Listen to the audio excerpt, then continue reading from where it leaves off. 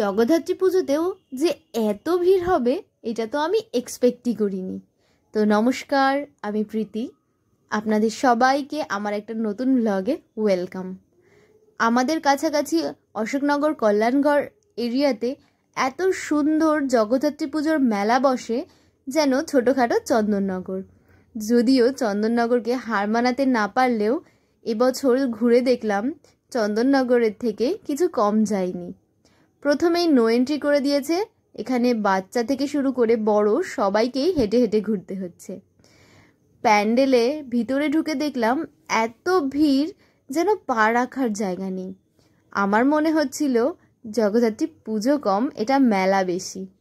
চারিদিকে লাইটিংয়ের যেন বাহার। প্রথমেই খেয়ে নিলাম একটা ভাপা পিঠা, যেটা আমার পার্সোনালি খুবই পছন্দের। আর রাস্তার দুধার থেকে এরকম মেলার মতন ছোট ছোট স্টল বসেছিল, আর সেখানেই অ্যাকচুয়ালি যা বিক্রি হয় তাই হচ্ছিল। তারপরে খেয়ে নিলাম একটা পাটিসাপটা, যেটা গরম গরম ভেজে দিচ্ছিল, আর সত্যিই খেতে ভালো ছিল, যদিও এটা ছিল একটা সন্দেশের পাটিসাপটা। তারপর চলে গেলাম নেক্সট প্যান্ডেলে। আর এই পুচকেটায় কি সুন্দর সেজেছে দেখো। ভিতরে গিয়ে দেখলাম মাকে। তারপর আরেকটা প্যান্ডেলে চলে আসলাম, যেটা আমার পার্সোনালি ফেভারিট।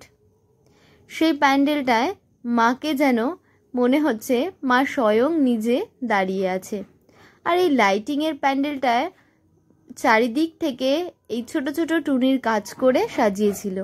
তারপর খেয়ে নিলাম একটা মথুরা কেক, যেটা আমি যে কোনো মেলাতে গেলেই খেয়ে থাকি। এত সুন্দর নিখুঁত কাজ, আর মায়ের মুখটা যে কি অপূর্ব লাগছিল তোমাদের কি বলবো।